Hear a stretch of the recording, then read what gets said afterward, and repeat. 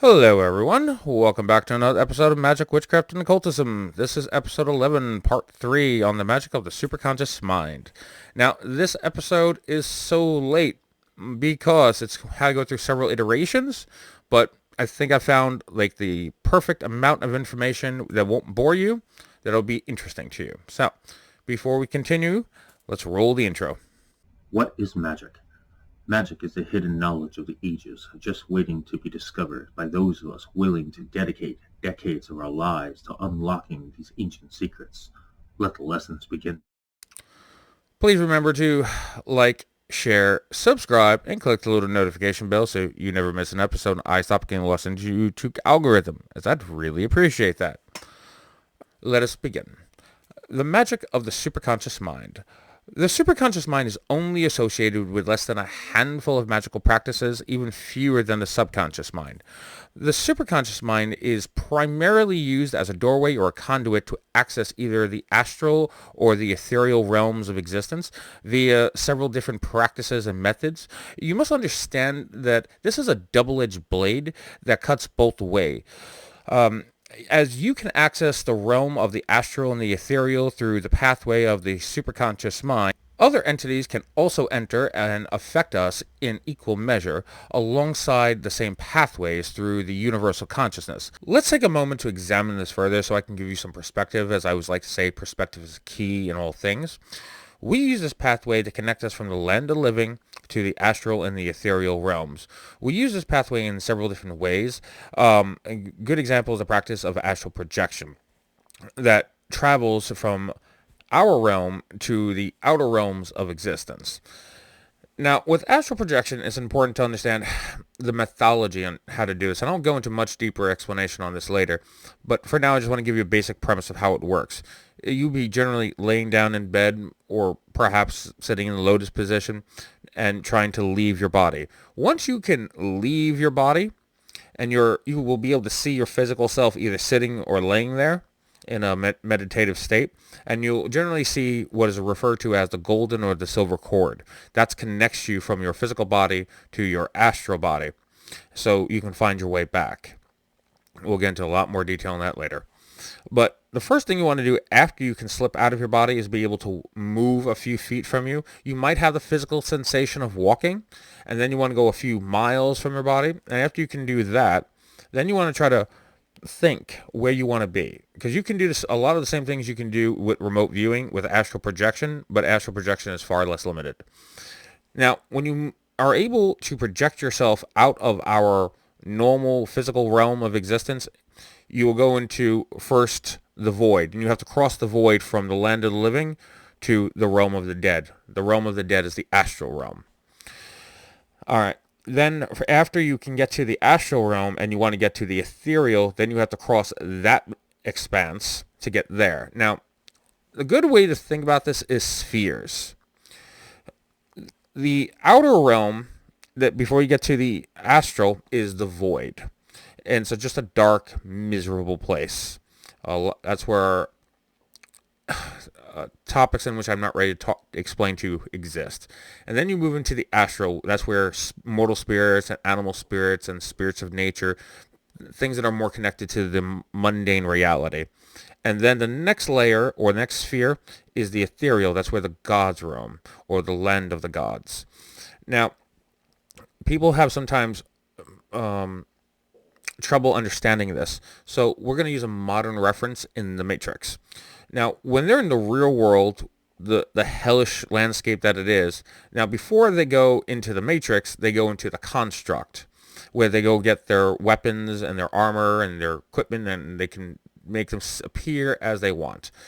Now, that would be like the void, the in-between the real world or our world and the astral. When they go into the actual Matrix itself, that's the astral realm.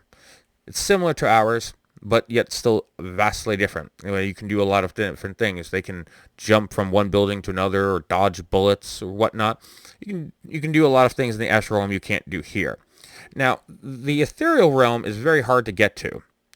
So, in the movie, they have to jump through hoops for Neo to get to the architect. And that's the equivalent of where the ethereal is. It's surrounded by the astral, but it's very difficult to get to. And that's roughly an example of how you can get from one stage to the next. And this is the pathway or the conduit that we're using to travel from the land of the living to the realm of the dead, and further along the path until we get to the ethereal. Okay, the other thing that this portion of the mind, or the superconscious mind, and the universal consciousness is also used for is prophetic dreams. It's how we receive them. It's the conduit in which we get them from in our dreams. Now, a prophetic dream is very, very unique. It's not like a normal dream. You'll never forget it, down to the absolute smallest detail. That's number one. And number two, it's usually a life-changing experience. And we'll get into that on the section on dreams. Moving on. Another way we use the pathway through the superconscious mind or the universal consciousness is through the use or practice or technique of invocation and evocation. And both of these use the practice of channeling.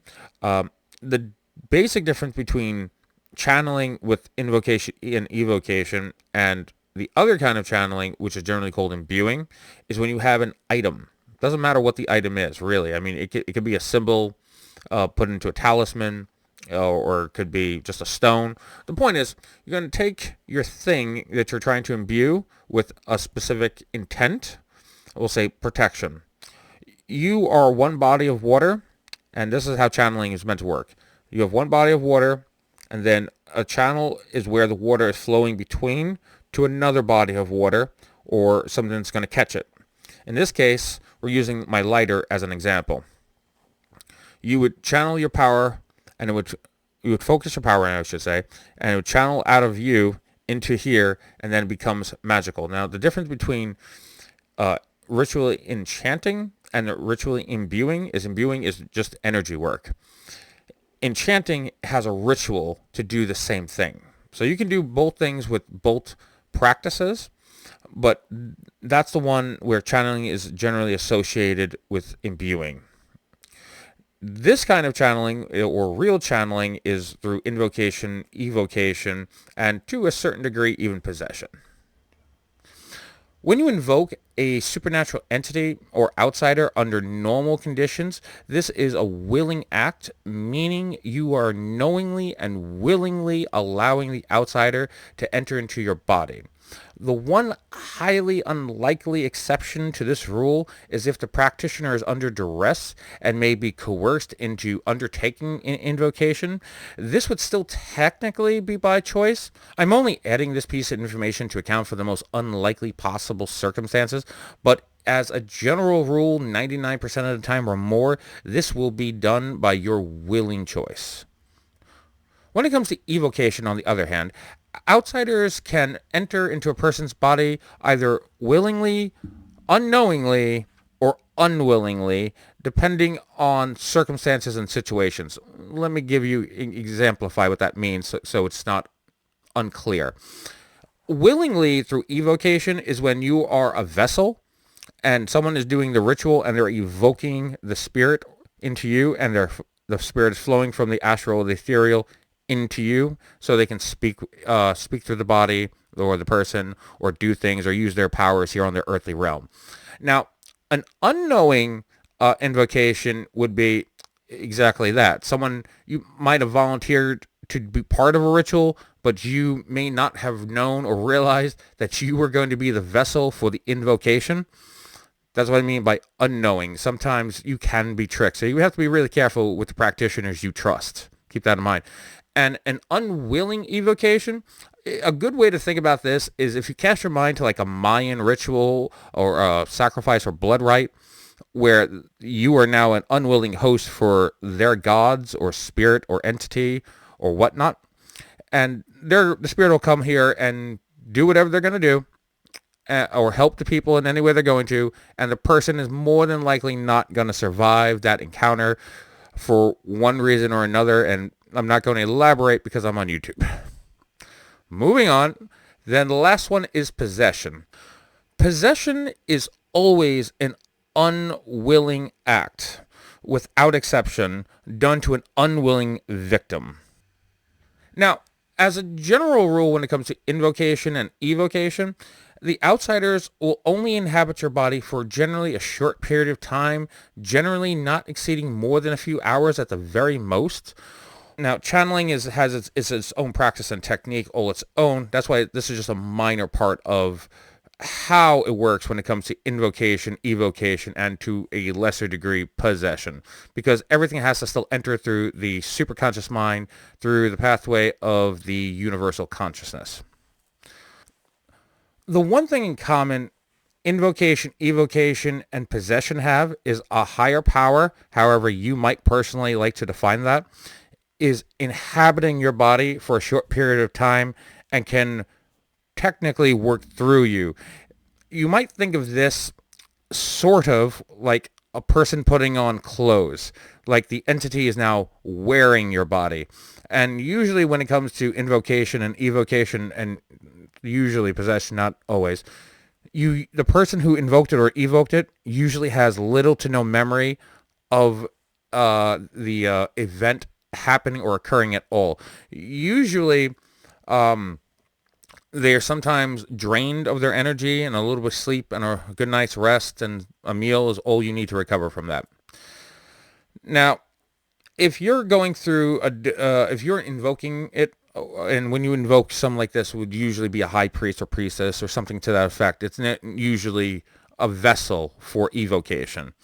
And in that case, why would someone want to do this? Because you would have theoretically your god or your deity walking amongst you, celebrating amongst you, answering questions, maybe creating some sort of miracles. And because they will be celebrating with the people, it's more than likely the after effects for the vessel is a little bit more than a hangover, because they were eating and drinking. You're probably going to feel the downside of that later when the entity leaves you. But you're in generally no physical harm, generally speaking. Possession, on the other hand, is different. When these entities leave your body, there's usually a lot of trauma from what they've either done to themselves or what the exorcist might have had to do to your body to get the entity out of you in the first place. Now, to be clear, this is not a subtle difference between invocation, evocation, and possession. It's a defining line between the two. Generally speaking, invocation and evocation are almost exclusively a willing act, and possession is exclusively an unwilling act.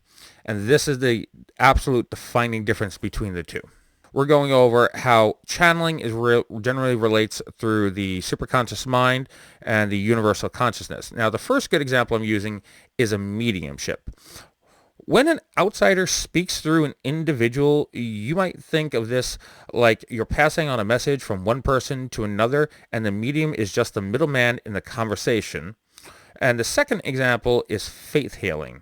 This is when a higher power is using a person's body as a conduit to achieve a healing. This is normally done for a single individual at a time, but it can be extended to up to a group of people, but this is far, far less common. Another extremely rare case where the use of channeling is when a higher power is called upon to either heal or blight the land. The outsider is, if the outsider is powerful enough and the person or people have an extremely strong connection to a deity, they may be able to use the individual as a conduit to either heal, mend, or renew the land itself, or a higher power may be asked to blight and curse the land. Either way, this use of an outsider's raw power is not common. There are stories and folklore from antiquity where this has occurred. I'm mentioning this to simply be thorough, but these examples will suffice for now. Now, moving on. The type of practitioners that are going to use this source of magic are most likely going to be on the path of either a demonologist, a necromancer, a shaman, a druid. This is not to say that witches and sorcerers and other practitioners cannot and will not use or utilize the superconscious mind to connect to the divine. It's simply less common, but by no means unheard of either. Now, why do these specific practices use them? Because they're connected to it. Demonology is the study of supernatural entities.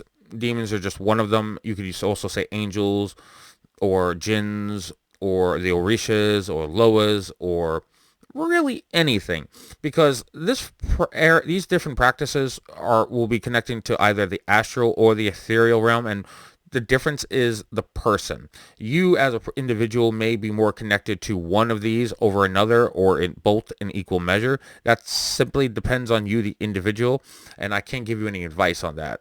But you can awaken different areas of this. Now, because of that, demonologists, shamans, and druids are usually connected to these worlds very specifically, while necromancers are mostly going to focus on the astral, because that's where mortal spirits, animal spirits, and spirits of nature reside primarily. This is not to say they can't cross over from the astral into the ethereal, or the ethereal into the astral, but they have their own places where they reign supreme, and they generally don't cross over. So this concludes my series on the three minds. Now, if you would like to hear the full length portion of this, I'd be glad to do it if I can get enough likes, because the long version takes a long time. It's about 45 minutes to an hour of useful information. It's about 8 or 10 pages long.